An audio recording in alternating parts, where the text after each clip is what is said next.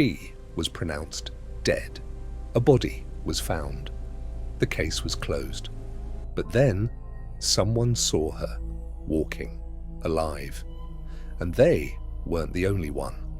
In 1996, a young woman named Emily Carter disappeared without a trace. She was last seen leaving her home on what seemed like a normal day. No signs of struggle, no forced entry, no warning, just gone. Her family waited. Friends called her phone, but there was nothing, no answer, no activity. It was like she had stepped out of her life and never came back. At first, people assumed she would return. Maybe she needed space. Maybe something had overwhelmed her.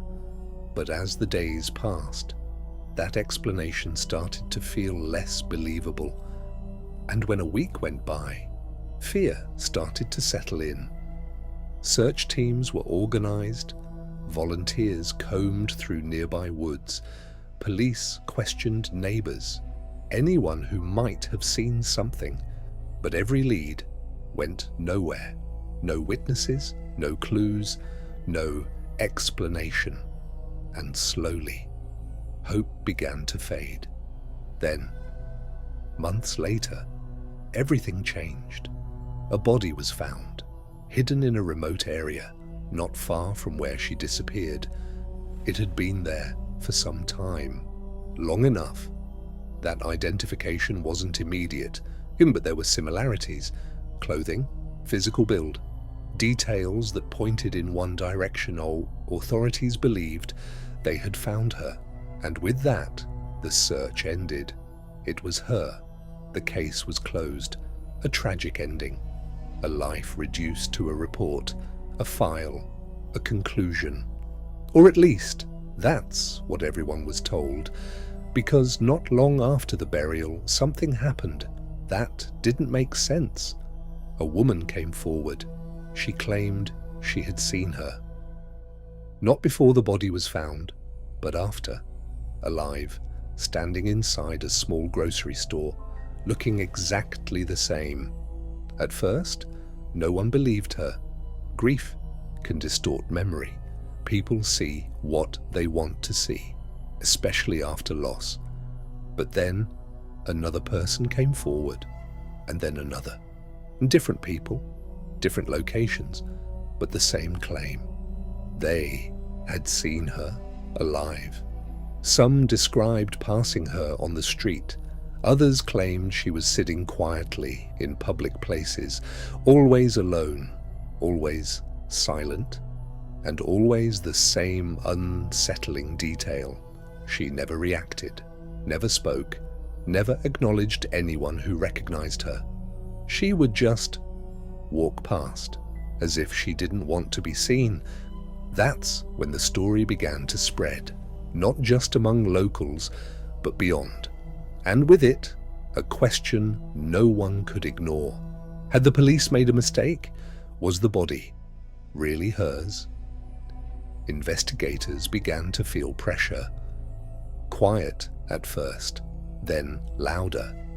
Because if these sightings were real, then something was very wrong. Parts of the case were reopened, old reports reviewed, evidence re-examined. But there was a problem. The original identification, while wasn't as strong as people believed, it had been based on limited information, and time had already erased key details.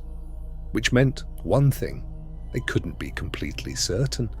And if they weren't certain, then the possibility remained. They might have buried the wrong person, but that only made things worse. Because now there were two questions. If that wasn't her, then who was it? And more importantly, where was she? Some believed she had staged her own disappearance and started a new life somewhere else, cut off all contact. Others thought something more deliberate had happened, that someone had taken her identity, replaced her. But there was another theory, one that people didn't like to say out loud.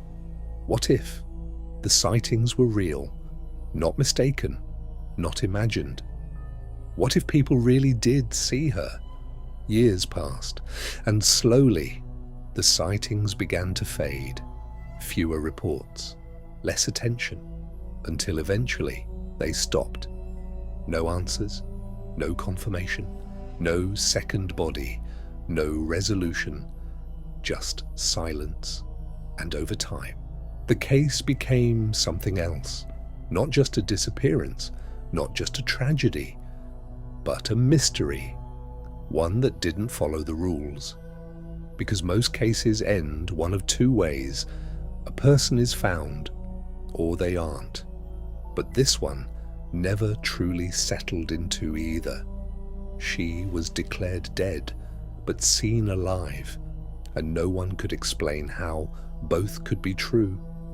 Because somewhere, there is an answer, a real explanation, a version of events that makes sense. But until that answer is found, the story remains unfinished. A girl disappeared, a body was found, the case was closed. And then she was seen again.